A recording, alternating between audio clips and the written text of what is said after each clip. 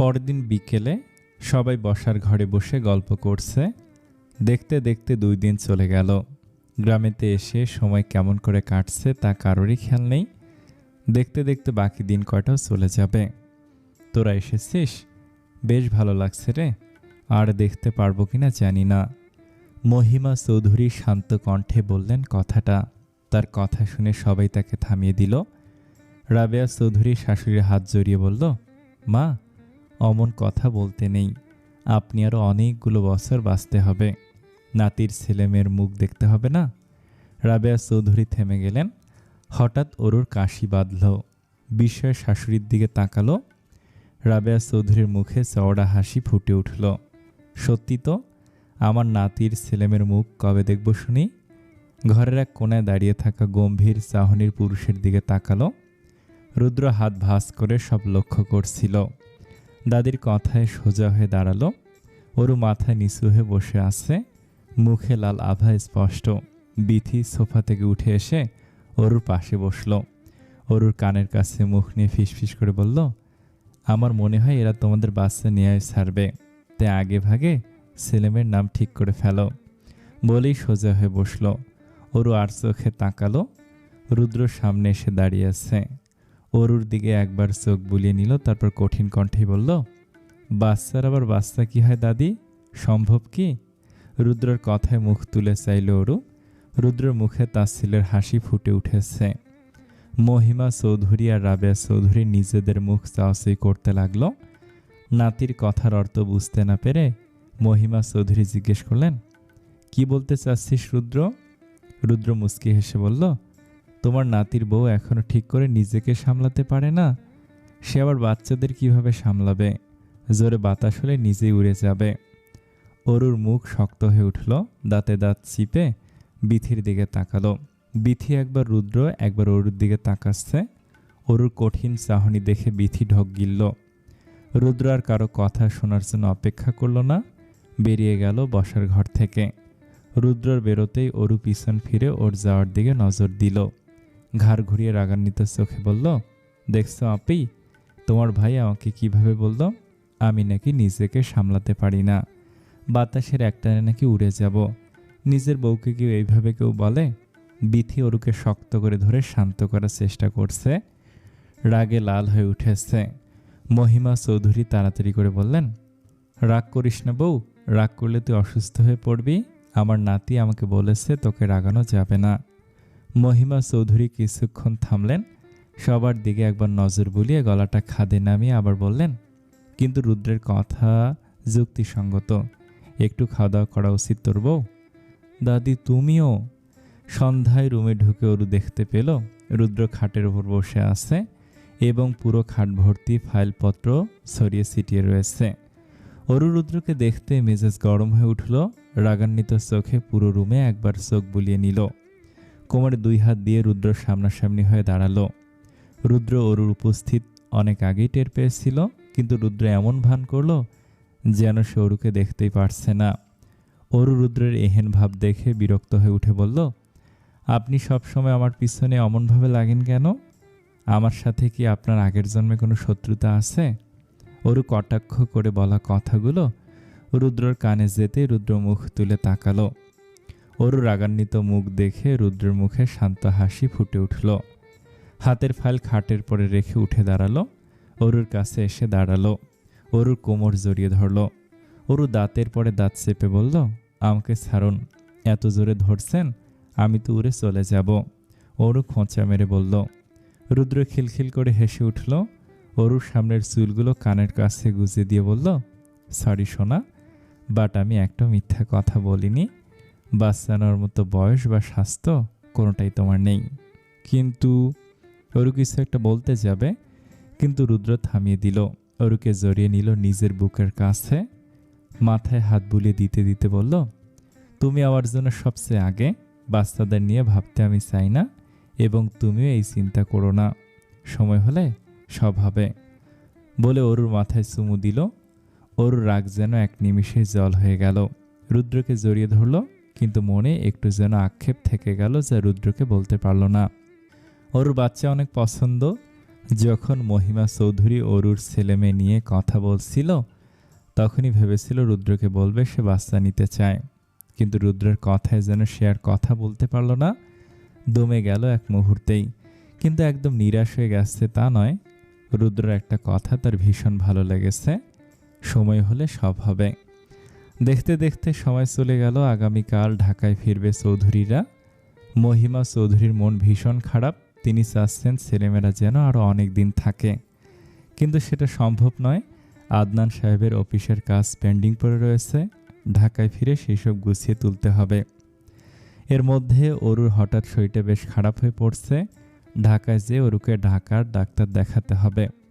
তোহানো চট্টগ্রাম যেতে হবে। সব মিলেই চৌধুরীরা কাল ভোরবেলায় রওনা দিচ্ছে। বললাম আর কয়টা দিন থেকে যা, তা তো শুনবি না, মন খারাপ করে বলল মহিমা চৌধুরী। রুদ্র দাদির কথা শুনে বলল, তুমি চলো আমাদের সাথে। মহিমা চৌধুরী রুদ্রের কথা শুনে মুখ বাঁকিয়ে বলল, তোর দাদা আমায় ছাড়া চলতে পারে না, আর তিনি এই বাড়ি রেখে ঢাকায় যাওয়ার মানুষও যায় কিভাবে বল। দাদির কথা শুনে রুদ্র বসা অবস্থা থেকে উঠে দাঁড়ালো, দাদিকে পিছন থেকে জড়িয়ে ধরে আদরের গলায় বলল, তাহলে আমরা আবার আসব, অরু একটু সুস্থ হোক, ডাক্তার দেখাই, ওকে নিয়ে আমি আসব, কথা দিচ্ছি। সত্যি অরু মেয়েটা কি লক্ষ্মী, মেয়েটা তোকে কত পাল্টিয়ে দিয়েছে, মেয়েটাকে কখনো কষ্ট দিস না বলে রুদ্রর কপালে আলতো করে আদর করে দিল। রুদ্র হেসে মাথা নাড়িয়ে সায় দিল। ঢাকার বাড়িতে পৌঁছাতে পৌঁছাতে দুপুর গড়িয়ে বিকেল হয়ে গেছে। অরু কোনো কিছু খাচ্ছে না, শরীর বেশ দুর্বল হয়ে পড়েছে, খাওয়ার চেষ্টা করলেই বমি হচ্ছে, জোর করা যাচ্ছে না, ডাক্তার জোর করতে বারণ করেছে। বাড়িতে ঢুকেই অরু দৌড়ে রুমে চলে গিয়েছে। রুদ্র পিছন পিছন এসেছে ঘরে। ঘরে ঢুকতে দেখলো অরু ওয়াশরুমে গিয়েছে। রুদ্র ভুরু কুঁচকে খাটের উপর বসলো, প্যান্টের পকেট থেকে ফোন বের করে ডাক্তার সাহেবকে কল করলো। অপর প্রান্ত থেকে কল রিসিভ করতেই রুদ্র বলল, হ্যালো আঙ্কেল, আমি রুদ্র বলছি, আপনার সাথে কথা আছে। অরু শরীরটা আবার খারাপ হয়ে পড়েছে, বেশ কয়েকবার বমি করেছে, আজ কিছু খাচ্ছে না, কি করব। আচ্ছা ঠিক আছে, কালকে বিকালে চেম্বারে আসছি অরুকে নিয়ে, বলে কল কেটে দিল রুদ্র। এর মধ্যে অরু ওয়াশরুম থেকে বেরিয়েছে, শরীর থেকে বিন্দু বিন্দু ঘাম বেরোচ্ছে। রুদ্র উঠে যেয়ে অরুকে ধরল। অরু শরীর কাঁপছে, রুদ্রকে ধরে আস্তে আস্তে খাটের পরে বসিয়ে দিল। একটা টাওয়াল দিয়ে সযত্নে অরুর ঘাম মুছিয়ে দিয়ে রুদ্র বলল, খাওয়া দাওয়া করবে না, শরীর তো খারাপ হবে। অরু রুদ্রের হাত ধরে ওকে পাশে বসালো, ওর বুকে মাথা রেখে জড়িয়ে ধরল। ক্লান্ত কণ্ঠে বলল, খেতে ইচ্ছে করছে না, জোর করে খেলে বমি হচ্ছে, কি হচ্ছে বুঝতে পারছি না, ভালো লাগছে না আমার আর। রুদ্র ওকে শক্ত করে জড়িয়ে নিয়ে বলল, অমন কথা বলতে বারণ করেছি না, যাই হোক কালকে বিকেলে আমি তোমাকে নিয়ে ডাক্তার আঙ্কেলের কাছে যাব তোমার চেক আপ করানোর জন্য। অরু রুদ্রের কথা সায় জানাতে মাথা হালকা নাড়ল। অরু জানে এখানে না না করলে রুদ্র ছেড়ে কথা বলবে না। বেশ কিছুক্ষণ রুদ্রের বুকে মাথা গুজে পড়ে রইল অরু। রুদ্র আস্তে করে মাথা টিপে দিচ্ছিল, জামা কাপড় পাল্টাতে হবে। রুদ্র মনে করিয়ে দিল অরুকে। অরু সোজা হয়ে বসলো, রুদ্রের হাত থেকে টাওয়ালটা নিয়ে উঠে দাঁড়ালো। রুদ্রর দিকে তাকিয়ে শ্রান্ত হাসি হেসে ওয়াশরুমের দিকে যাবে, হঠাৎ অরু মাথা ঘুরে পড়ে গেল। মুহূর্তে ঘটে যাওয়ার জন্য রুদ্রের সামনে অরু মেঝেতে পড়ে গেল। রুদ্রের সঙ্গে সঙ্গে উঠে দাঁড়িয়ে অরুকে কোলে তুলে নিল, সাবধানে বিছানায় শুয়ে হাঁক ছাড়ল, আপি, মা। নিচের থেকে রুদ্রের চিৎকারের শব্দে সবাই দৌড় উপরে চলে আসলো। রুদ্রের ঘরে ঢুকে বিছানায় চোখ পড়তে বিথি আর রাবেয়া চৌধুরী ছুটে গেলেন অরুর কাছে। রুদ্র সেই দিক থেকে এসে সরে দাঁড়ালো। বিথি অরুর পায়ের কাছে বসলো এবং রাবেয়া চৌধুরী অরুর মাথার কাছে। বিথি রুদ্রের দিকে তাকিয়ে চিন্তিত কণ্ঠে বলল, ভাই, অরু অজ্ঞান হলো কিভাবে? রুদ্র ফোনের দিকে তাকিয়ে স্থির কণ্ঠে জবাব দিল, জানি না, একটু আগে পর্যন্ত ভালোভাবে কথা বলছিল, ফ্রেশ হতে ওয়াশরুম যাবে এমন সময় সেন্সলেস হয়ে পড়ে। আমি ডাক্তার আঙ্কেলকে কল করছি, বলে ফোনটা কানে ঠেকালো। ডাক্তার এসেছেন, অরুর জ্ঞান এখনও ফেরেনি। ডাক্তার অরুকে খুঁটিয়ে খুঁটিয়ে দেখছেন। ঘরে সবাই নিস্তব্ধ হয়ে কোণে দাঁড়িয়ে আছে, সবার কপালে চিন্তার ভাঁজ। রুদ্র দেয়ালের সঙ্গে সেটে আছে, চোখ মুখের চাহনি কঠিন এবং রুক্ষ। ভিতরে কি চলছে দেখে কেউ বলতে পারবে না। বেশ অনেকক্ষণ ধরে অরুকে দেখার পর ডাক্তার ওকে একটা ইনজেকশন দিল। তারপর সবার দিকে তাকিয়ে হাসি হাসি মুখে বলল, তোমরা সবাই এত চিন্তা করছো কেন? ডাক্তার সাহেবের এহেন কথায় সবার ভুরু কুঁচকে গেল। বিথি সামনে এগিয়ে এসে বলল, আঙ্কেল, আপনি কি বলতে চাচ্ছেন? অরু ঠিক আছে তো? ডাক্তার সাহেব বিথিকে মিষ্টি একটা হাসি উপহার দিয়ে উঠে দাঁড়ালো। রুদ্র কাছে এসে ওর কাঁধে হাত দিয়ে বলল, congratulation my boy, you are going to be a father. Doctor সাহেবের শেষ কথা যেন সবার হুঁশ কেড়ে নিল। রুদ্র পাথরের ন্যায় তাকিয়ে রইল অরুর দিকে। বাকিরা সবাই নিজেদের দিকে চোখাচোখি করছে। বিথি আস্তে করে তার মায়ের কাছে যেয়ে দাঁড়ালো। রাবেয়া চৌধুরীর দিকে বড় বড় করে তাকিয়ে বলল, মা, তুমি দাদি হতে চলেছ। রাবেয়া চৌধুরীর হুঁশ যেন মেয়ের কথায় ফিরল। একগাল হাসি ফুটল। মুখের চাহনি এমন যেন তার এখনো বিশ্বাস হচ্ছে না পুরো বিষয়টি। রাবেয়া চৌধুরী মেয়েকে শক্ত করে জড়িয়ে ধরে উৎসাহিত কণ্ঠে বলল, আর তুই ফুপি হবি। দুইজন যেন এবার নাচতে শুরু করবে। ডাক্তার সাহেব তাই দেখে বললেন, এই তো হাসি ফুটেছে, বলে রুদ্রর দিকে তাকালো। রুদ্র আগের মতোই তাকিয়ে আছে। ডাক্তার সাহেব কি ভাবলেন? একটা দীর্ঘশ্বাস ফেলে তিনি রুদ্রর কাঁধে পুনরায় হাত দিয়ে বলল, কিছু টেস্ট লিখে দিচ্ছি, কালকে ওরুকে নিয়ে যেয়ে হাসপাতালে করিয়ে নিও। রুদ্র কোনো প্রতিক্রিয়া দেখালো না। ডাক্তার সাহেব আদনান সাহেবের সাথে হাত মিলিয়ে বাইরে চলে গেল। তোহান রুদ্রর কাছে যেয়ে দাঁড়ালো। রুদ্র একবার সেই দিকে তাকিয়ে বাইরে চলে গেল। তোহান আর আদনান সাহেব বিথি এবং রাবেয়া চৌধুরীর মতো খুশি হতে পারছে না। তারা পরিস্থিতি বুঝতে পারছে। রুদ্র মোটেও এই ব্যাপারটা পছন্দ করছে না। অরু সবেমাত্র জ্ঞান ফিরেছে, সে এখনও কোনো কিছু জানে না। বিথি এবং রাবেয়া চৌধুরীর উৎসাহ দেখে অরু একটু ভ্যাবাচ্যাকা খেয়ে যাচ্ছে। জ্ঞান ফেরার পর থেকে অরু রুদ্রকে দেখেনি, কাউকে জিজ্ঞেসও করতে পারছে না। সবাই সবার মতো ব্যস্ত। রাবেয়া চৌধুরী কখন থেকে যেন কার সাথে ফোনে কথা বলছে ঘরের এক কোণে দাঁড়িয়ে। বিথিও ফোনে কার সাথে মেসেজিং করছে। অরু আধশোয়া হয়ে বসল। বিথির দিকে তাকিয়ে কৌতূহলী কণ্ঠে জিজ্ঞেস করল, আপি, কিছু কি হয়েছে? তোমরা এত খুশি কেন? আর বাকিরা কোথায়? বাকিরা বলতে অরু রুদ্রকে বোঝাচ্ছে। বিথি হাতের ফোন একদিকে রেখে অরুকে জড়িয়ে ধরল।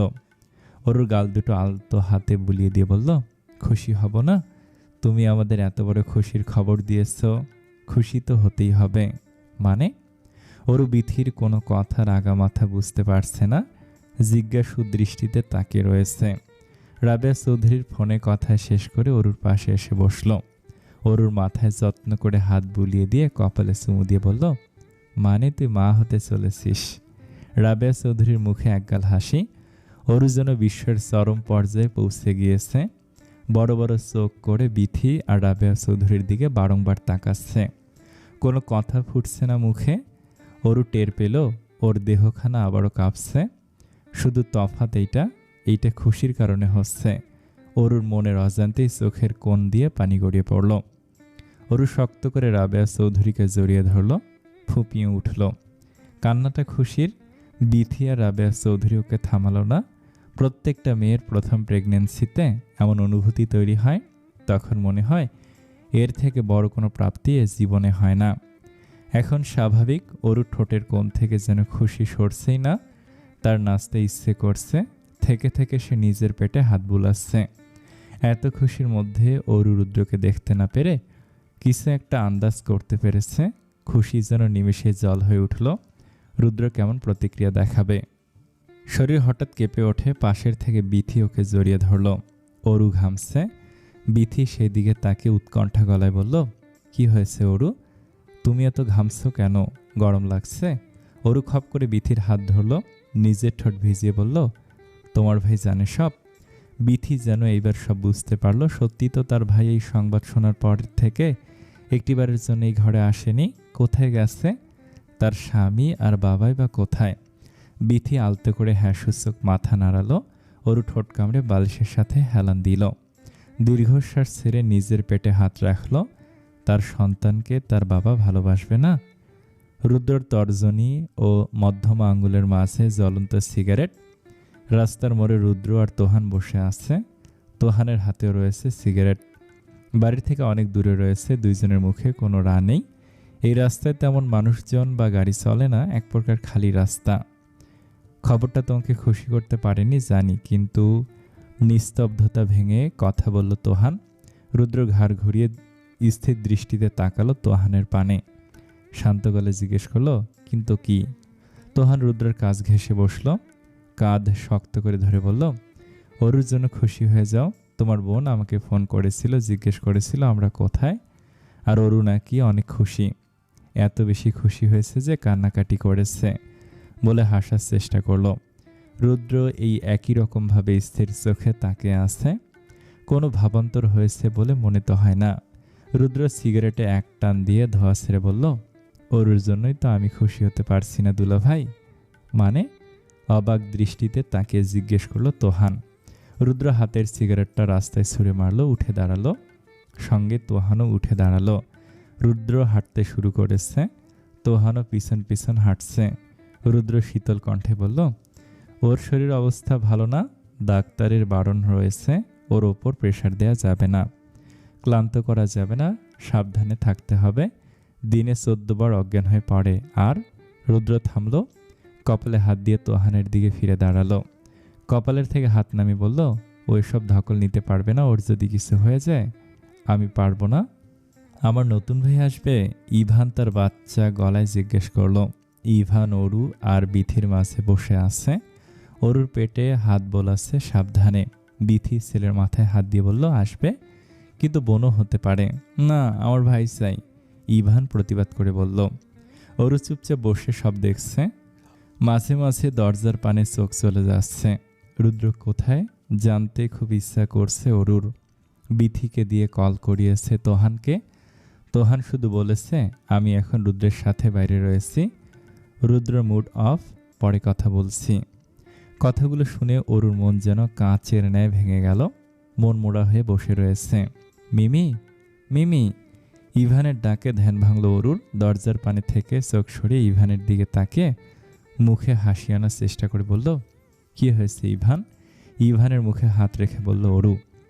ইভান অরুর আরও কাছে যে জিজ্ঞেস করলো, তোমার কি লাগবে, বোন নাকি ভাই? ইভানের পাকা কথা শুনে অরু না চাইতেও হেসে ফেলল। বিথি চাপা হাসল।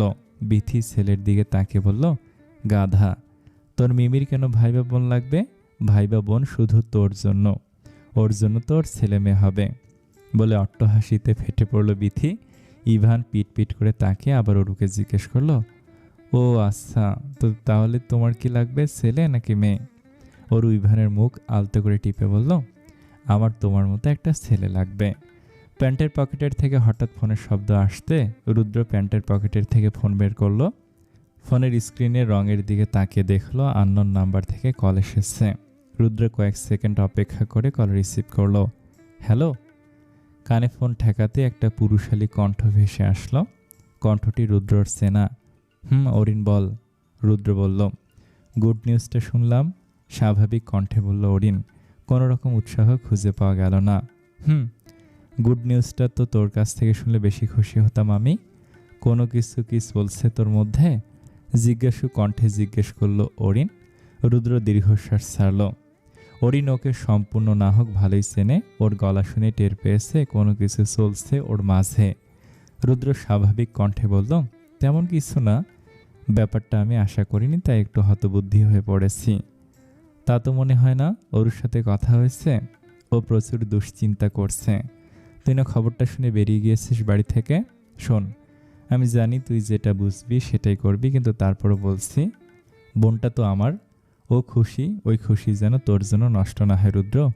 বউ হিসেবে নিয়ে গিয়েছ, ওর মুখে হাসি ফুটিয়ে রাখার দায়িত্ব তোর। হয়তো তুই খুশি নাও হতে পারিস, কিন্তু সেই জন্য আমার তার খুশির থেকে বঞ্চিত হবে সেটা আমি মেনে নেব না, মনে থাকে যেন। একটা না কথা বলে কল কেটে দিল অরিন। রুদ্র স্তব্ধ হয়ে কিছুক্ষণ দাঁড়িয়ে রইল ওখানেই। পাশ থেকে তোহান রুদ্রের কাঁধে হাত রেখে জিজ্ঞেস করলো, কি হয়েছে রুদ্র? রুদ্র কোনো জবাব দেয় না, শুধু নাসূচক মাথা নাড়ালো। গতরাতে রুদ্রের জন্য অপেক্ষা করতে করতে কখন ঘুমিয়ে পড়েছে অরু তা ঠিক বলতে পারবে না। সকালের মিষ্টি রোদ মুখে এসে পড়তেই অরু পিট পিট করে চোখ খুলল। কিছুক্ষণ চুপচাপ উপরের দিকে তাকিয়ে যখন উঠতে যাবে টের পেল সে কারো বাহুর মধ্যে বন্দি। অস্পষ্ট চোখে পাশে তাকাতেই দেখল রুদ্র বাচ্চাদের মতো তাকে জড়িয়ে ঘুমিয়ে আছে। রুদ্রকে দেখতেই দেহে যেন জান ফিরে পেল অরু। অরু রুদ্রর চুলে হাত বুলিয়ে দিতে লাগলো। অরু একবার রুদ্রের দিকে নজর বুলিয়ে নিল। যে কাপড় পরা ছিল তা পরেই ঘুমিয়েছে। তার মানে অনেক রাতে ফিরেছে রুদ্র। অরু রুদ্রের হাত নিজের পেটের পরে দিয়ে রুদ্রের দিকে তাকিয়ে বলল, আপনি কেন খুশি হতে পারছেন না? বাচ্চাটা তো আপনার। আপনি যদি খুশি না হন তাহলে আপনার সন্তানকে পৃথিবীর আলো কিভাবে দেখাবো, কিভাবে ওকে শান্তি দেব? অরু থামলো, চোখ দিয়ে গড়িয়ে পড়ল পানি, ফুপিয়ে উঠল, শব্দ হচ্ছে না কান্নায়। ফুপিয়ে ফুপিয়ে বলল, আমাকে সবসময় কেন আপনি দোটানায় ফেলেন বলুন তো? আমি জানি আপনি আমাকে নিজের থেকেও ভালোবাসেন বেশি, কিন্তু কেন আমাদের সন্তানকে ভালোবাসতে পারছেন না? অরু হাতের তালু দিয়ে চোখের পানি মুছল। রুদ্রর পশম ভরা হাতে আলতো করে ধরল, ঠোঁট কামড়ে চেয়ে রইল। বসার ঘরে অরু একা বসে আছে। সে আজ অনেক সকালে উঠেছে। বাড়ির কেউ এখনো ওঠেনি। ঘরে শুয়ে থাকতে ইচ্ছে করছে না, তাই উঠে এসে বসেছে এখানে। বসার ঘরের এক সাইডে কাঁচের স্লাইডিং ডোর দেয়া, এই জন্য সামনের বাগান সবার কাছে দৃশ্যমান। অরু সেই দিকে তাকিয়ে এক দৃষ্টিতে তাকিয়ে আছে। অনেকক্ষণ হয়ে গেছে অরু বসে আছে, উঠতেও ইচ্ছে করছে না। কেমন অলসামিতে ধরেছে তাকে। মনে হচ্ছে বছরের পর বছর বসে থাকতে পারবে সে এখানে। হঠাৎ সামনে টি টেবিলে কিছু রাখার শব্দ হতে অরু চোখ তুলে সেই দিকে চাইল। রুদ্র 2 কাপ টি টেবিলের ওপর রাখছে। রুদ্রকে দেখে সোজা হয়ে বসলো অরু, কোনো কথা বলছে না। রুদ্র 2টি কাপের থেকে একটা কাপ এগিয়ে দিল অরুর দিকে। অরু কিছু না বলে চুপ করে কাপটা রুদ্রের হাত থেকে নিল। কাপের দিকে তাকাতেই অরুর চোখ জলজল করে উঠল। দুধ চা, অরুর প্রিয় দুধ চা। কতদিন খায়নি সে। ঠোঁটের কোণে একটা মিষ্টি হাসি ফুটে উঠল। রুদ্র নিজের কাপটা নিয়ে অরুর পাশে বসল। অরু রুদ্রের কাপে উকি মেরে দেখল ওর কাপেও দুধ চা। অরুর একটি ভুরু উঁচু হয়ে গেল। আপনি দুধ চা খাবেন? খেতে পারি না বুঝি? না মানে আপনি তো খান না। খাই না, কিন্তু এখন খেতে ইচ্ছে করছে তাই খাচ্ছি। অরু হাসল, কাপে চুমুক দিয়ে বলল, আপনি বানিয়েছেন চা? রুদ্র ভুরু কুঁচকে বলল, আমি ছাড়া আর কে বানাবে শুনি? আপনি এত সুন্দর চা বানাতে পারেন? পারি। আমার পরে রাগ করেছ? অরুর চুল কানে গুজে দিয়ে বলল। অরুর হাসি যেন নিমেষে বিলীন হয়ে গেল। অরু রুদ্রর প্রশ্নের কোনো উত্তর দিল না, মুখ ঘুরিয়ে বসল। রুদ্র দীর্ঘশ্বাস ছাড়ল। অরু আরো কাছে বসল। হাতের চায়ের কাপ টেবিলের ওপর রেখে পেছন থেকে অরুকে জড়িয়ে ধরল আলতো করে। ঘাড়ে মুখ ডুবিয়ে দিল রুদ্র। অরু চোখ বন্ধ করে নিল। নিজেকে শান্ত রাখার আপ্রাণ চেষ্টা করছে অরু। কিছুক্ষণ পর রুদ্র অরুর ঘাড় থেকে মুখ তুলে অরুর কানের কাছে মুখ নিয়ে ফিসফিস করে বলল, সরি, কালকে আমার জন্য অনেক টেনশন করতে হয়েছে তোমার। আমি জানি এই টাইমে তোমার টেনশন নেওয়া উচিত নয়, বাট আমার। রুদ্র তার কথা শেষ করতে পারল না, তার আগেই অরু রুদ্রের দিকে ফিরে তাকালো। রুদ্র শুষ্ক ঠোঁটের ওপর নিজের তর্জনী রেখে চুপ করিয়ে দিল। অরু আর রুদ্র দুজন দুজনের চোখে গভীরভাবে তাকিয়ে থাকলো বেশ কিছুক্ষণ। অনেকক্ষণ পর অরু নিস্তব্ধতা ভঙ্গ করে উদাসীন গলায় বলল, রাগ তো আপনার করার কথা। আমি জানি আপনি আমার প্রেগন্যান্সির খবরে খুশি হননি, আর হয়তো দোষটা আমারই। অরুর দিকে অপলক দৃষ্টিতে তাকিয়ে রয়েছে রুদ্র। অরুর মুখটা কেমন চুপসে গিয়েছে। রুদ্র তাড়াতাড়ি অরুর হাত থেকে চায়ের কাপ নিয়ে টেবিলে রেখে অরুকে সম্পূর্ণ নিজের দিকে ঘুরিয়ে নিল। 2 গালে হাত দিয়ে বলল, খবরদার এমন কথা মুখে আনবে না। যা হওয়ার হয়েছে, এতে কারো কোনো দোষ নেই। অরু মাথা নিচু করে নিজের পেটের দিকে তাকালো। সে দৃষ্টি অনুসরণ করে রুদ্র অরুর দিকে পেটের দিকে তাকালো। রুদ্র পেটে হাত রাখল। অরুর হৃদয় কেঁপে উঠল এক মুহূর্তের জন্য। নয়নে অশ্রু ভরে তাকালো। রুদ্র শীতল হেসে বলল, বাচ্চা আমাদের দুজনের। এখন থেকে আমরা দুজনে আমাদের বাচ্চার খেয়াল রাখবো। এখন থেকে তোমার অনেক নিয়ম মানতে হবে সোনা। অরুর দিকে ঝুঁকে আসলো রুদ্র। রুদ্রকে নিজের দিকে ঝুঁকে আসতে দেখে অরুর মুখ লজ্জায় লাল হয়ে উঠল। ঠোঁটের কোণে স্নিগ্ধ হাসি ফুটেছে ইতিমধ্যে অরুর। রুদ্র অরুর মাথার পিছনে হাত দিয়ে অরুর মুখ একদম কাছে নিয়ে আসলো। দুজনেই দুজনের গরম শ্বাস প্রশ্বাস উপলব্ধি করতে পারছে। অরুর ললাটের সঙ্গে নিজের ললাট লাগালো রুদ্র। তারপর অরুর নাকের সঙ্গে নিজের নাক ঘষে অরুর গোলাপি ওষ্ঠ ধরে চুম্বন করলো রুদ্র। রুদ্র অরুর ঘাড়ে আলতো করে কামড় বসালো। অরু চোখ বুজে আসলো হালকা যন্ত্রণায় আর ভালোবাসার সুন্দর মুহূর্ত উপভোগের জন্য। তোহান আজ বেরিয়ে পড়েছে চট্টগ্রামের উদ্দেশ্যে। এইবার বিথিরও যাওয়ার কথা ছিল, কিন্তু অরুর প্রেগনেন্সির কারণ বিথি রয়ে গেল। সবাই মিলে তোহানকে না যাওয়ার জন্য অনেক অনুরোধ করেছিল, কিন্তু তোহান দেশে আছে মাত্র 4 দিনের জন্য। এই কয়েকদিন নিজের বাবার সাথে না কাটালে বিষয়টি ভালো হবে না। এই কারণেই তোহানকে আর আটকালো না। তোহানকে তার যাত্রায় শুভকামনা দিয়ে বিদায় জানিয়ে বাড়িতে প্রবেশ করলো সবাই। বাড়িতে প্রবেশ করতেই বিথি অরুকে ধরে সোফায় বসিয়ে দিল। আচমকা সব হয়। বিথির দিকে হা হয়ে তাকিয়ে রইল। বিথি মুচকি হেসে রুদ্রকে ইশারায় তাদের দিকে ডাকলো। রুদ্রের সঙ্গে সঙ্গে কাছে এসে দাঁড়ালো। বিথি অরুর পাশে সাবধানে বসে বলল, না ভাই, তোমার বউকে সুন্দরভাবে বসিয়ে দিয়েছি, সাথে নিজেও বসেছি। এইবার তুমি শুরু করো, কি বলবে বলো। অরু আর চোখে দুইজনের দিকে সন্নিহিত চোখে তাকালো। রুদ্র হালকা খাকারি দিয়ে বলা শুরু করলো, আমার তেমন কিছু বলার নেই, যা বলবেন ডাক্তার বলবেন। আসলে আমি ঢাকার বেস্ট গাইনোকোলজিস্ট এবং নিউট্রিশনের সাহায্য নিয়েছি। তারা চার্ট তৈরি করে দিয়েছেন এবং আজ থেকে তুমি অরুর দিকে আঙ্গুলে ইশারা করে দেখালো। ওইসব নিয়ম কানুন মেনে চলবে, কোনো রকমের লাফালাফি নয়, কোনো রকমের পাগলামি নয়। রুদ্রের সব নীতিমালা শুনে অরু যেন লাল হয়ে উঠল রাগে। দাঁতে দাঁত চেপে বলল, আমি পাগলামি করি নাকি আপনি? সোফা ছেড়ে উঠে দাঁড়াতে যাচ্ছিল অরু, কিন্তু পাশ থেকে বিথি ওকে টেনে নিল, পুনরায় বসিয়ে দিল সোফায়। রুদ্র হাত ভাঁজ করে দাঁড়ালো। অরুর মুখের পানে চেয়ে বলল, আমি অনেক কিছু করতে পারি এবং করিও, কিন্তু এখন সেটা বিষয় না। আমি এখন যা বলবো তা কোনো রকমের শয়তানি ছাড়া শুনতে হবে তোমার। বলে পকেট থেকে ফোন বের করে সামনে ধরল রুদ্র। অরু চিন্তিত হয়ে পড়েছে, ঢোক গিলে মনে মনে বিড়বিড় করে বলল, আবার কি শুরু করলো? আগে তো আমার অর্ধেক জীবন তেজপাতা করেছে, এবার মনে হচ্ছে আমার বাচ্চাটারও করবে। খোদা বাঁচাও আমার বাচ্চাটাকে। রুদ্র বলা শুরু করলো, প্রথমে অরু তোমার চলাফেরা ঠিক করতে হবে। মানে? অরু চেঁচিয়ে উঠল, মানে তুমি হাঁটতে যেয়ে বারবার হোঁচট খেয়ে পড়ো, সেগুলোর দিকে খেয়াল রাখতে হবে। বেশি উত্তেজিত হওয়া যাবে না, বিনা কারণে বেহুদা রাগ করা যাবে না। আমার বাচ্চা পেটের মধ্যে গরম হয়ে উঠবে। রুদ্র শীতল কণ্ঠে নিয়মগুলো বলে যাচ্ছে। শেষের বাক্য অরুর কানে যেতেই অরুর দুই ভুরু উঁচু হয়ে উঠল। কটমট করে বিথির দিকে তাকালো। বিথি কি বুঝলো? ম্লান হাসলো। অরু মনে মনে ভাবল, হুদে রাগ হয় আমার, আপনার কারণেই তো হয়। যে কিনা একদিন আগ পর্যন্ত বাচ্চা নিয়ে খুশি ছিল না, সে কিনা এখন বলছে আমার বাচ্চা কি যুগ পড়ল রে বাবা। বেশি করে পানি খেতে হবে, যেটা তুমি মোটেও করো না। বেশি জোরে কথা বলবে না, যেটা তুমি সবচেয়ে বেশি করো। প্রত্যেক দিন ফল খেতে হবে। ওরও একটু ঘুমিয়েছে। পরশু দিন থেকে ভার্সিটি শুরু, তাই রুদ্র স্টাডি রুমে বসে গেছে ফাইল এবং নোট তৈরি করছে। এত কাজের মাঝেও একটা চিন্তা ঘুরপাক খাচ্ছে রুদ্রের মাথায়। অরুকে যদি হারিয়ে ফেলে কোনোভাবে, যতটা খুশি হচ্ছে তারা, শেষ পরিণতিও কি এতটা আনন্দদায়ক হবে? সে ও জানে না, জানতেও চায় না। তার অরু যেন শুধু তার কাছেই থাকুক, লাগবে না কাউকে।